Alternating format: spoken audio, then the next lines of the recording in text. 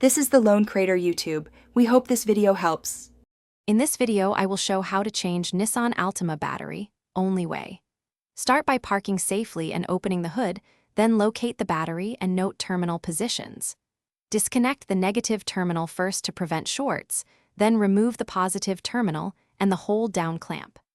Lift the old battery straight out using both hands, clean corrosion from tray and terminals, then place the new battery and reconnect terminals in reverse order. Approach the battery removal with calm focus and clear steps to avoid mistakes. After loosening and removing the negative cable, tuck it away to prevent accidental contact. Then remove the positive cable and remove the hold-down clamp.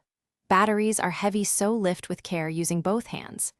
Place the old battery upright in a secure container and clean the tray and terminal clamps with a brush before installing the new battery to ensure good contact. If you're finding this guide helpful, please subscribe and like so I can keep making useful car videos.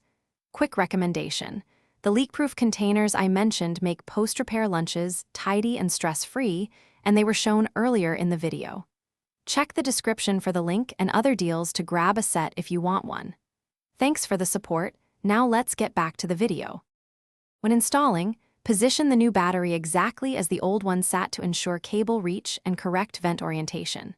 Secure the hold-down clamp snugly to prevent movement, but avoid over-tightening, which can damage the case. Reattach the positive cable first to prevent sparks, then reconnect the negative cable and tighten both terminals.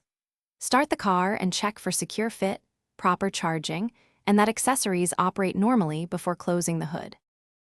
Thanks for watching. Consider subscribing if we helped you.